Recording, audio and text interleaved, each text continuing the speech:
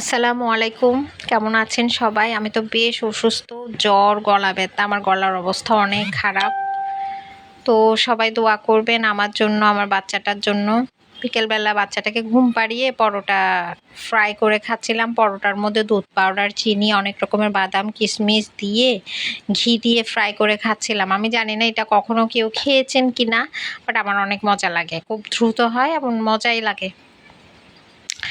তো বড় আপুরা বান্দরবন বেড়াতে গিয়েছে, সেখান থেকে ওর জিকরার সাথে কথা বলছিল ওর বোনেরা, মায়েশা, ইন্তিফা, আলিশা। শুক্রবার সকালবেলা জামাই বউ 2 কাপ চা খাচ্ছিলাম আর জানালা দিয়ে আমি দেখছিলাম কারা জানি পুরো পরিবার মিলে বেড়াতে যাচ্ছে। নিশ্চয়ই দূরে কোথাও বেড়াতে যাচ্ছে। আমারও খুব মন খারাপ, আমারও ইচ্ছে করছে কোথাও বেড়াতে, কিন্তু আমার তো এখন যাওয়া হবে না যতক্ষণ না আমার জিকরামণি বড় হচ্ছে।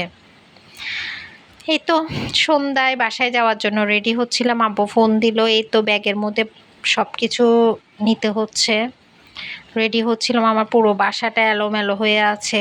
বাচ্চার ঘর এলোমেলো তো হবেই, স্বাভাবিক। এটা আমার বিয়ের আগের রুম। তো বাসায় আসার পর আমার মেয়েটা অদ্ভুতভাবে সবার দিকে তাকাচ্ছে, কারণ প্রেগনেন্সি ও হবার পরে 7 দিন মতো বাসায় ছিলাম। তখন তো ও তেমন কিছু বুঝতো না, এখন তো চোখ মেলে মেলে সব কিছু দেখছে, লাইট, ফ্যান, ওর নানার বাড়ির সবাইকে। এই তো আমার বড় ভাইয়ের বড় মেয়ের বিড়াল এটা, সেটাও দেখছে ও প্রথমবার। তারপর নানার বাড়িতে সবার কোলে কোলে আছে আমার মেয়ে, কিছুক্ষণ বড় বড় ভাইয়ার কোলে, বড় মামার কোলে ওর বড়, কিছুক্ষণ ছোট মামার কোলে, কিছুক্ষণ ওর নানা ভাইয়ের কোলে, ওর ছোট মামি, বড় মামি সবাই ওকে কোলে নিচ্ছে। কোলে কোলে পেয়ে মেয়ে আমার একদম মানে অনেক খুশি, কিন্তু কান্নাও করছিল। তাও আমার দোষে আমি চিকিমিকি চিকিমিকি জামা পরেছিলাম, ওই জামাতে ওর হাত পা কেটে গেছে। মেয়েটা অনেক কান্না করছিল। তো আমার ছোট ভাইয়া জিকরাকে কোলে নিয়েছে, সেজন্য রুফায়দাও কান্না করছে।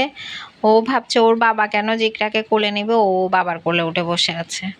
তো খাওয়া দাওয়া শেষ করে বাসায় চলে আসলাম। জিকরাকে নেবুলাইজার দিচ্ছি। আমার বাচ্চাটা অনেক কান্না করছে, অনেক ঠান্ডা লেগেছে, ওর পুরো বুক ভর্তি কফ। দোয়া করবেন আমার বাচ্চাটার জন্য।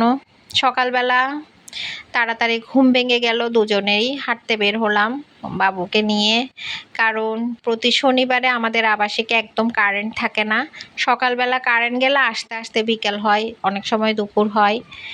কি আর করা, আবাসিকে হাঁটছিলাম। এটা আমাদের মসজিদ, খুব সুন্দর, ছোটোখাটো কিন্তু খুব সুন্দর, আমার খুব ভালো লাগে। দুজন হাঁটছিলাম, ফ্লাওয়ার দেখছিলাম। আমার বাচ্চাটা অসুস্থ, ওকে হাসাচ্ছিলাম, খেলছিলাম ওর সাথে কিছুক্ষণ। এরপরে রান্নাবান্না শুরু করতে হবে। রান্নাবান্না করছিলাম, একটা মজার জিনিস রান্না করছিলাম, চিংড়ি দিয়ে কলার মোচা। আমি জানি না কেউ খাইছেন কিনা কলার মোচা, আর চট্টগ্রামের ভাষায় আমরা বলি কলার থুর। আর হ্যাজ ইউজুয়াল লইট্টা মাছ রান্না করছিলাম। আমার জামাইকে যে বললাম আমার লইট্টা মাছ পছন্দ, এখন প্রতি বাজারে লইট্টা মাছ নিয়ে চলে আসে। তারপর আর কি টুকটাক ছবি তুললাম। আচ্ছা, সবাই আমার নতুন পেজ ডিভাইন জিকরাতে লাইক দিবেন, আমার সাথে থাকবেন।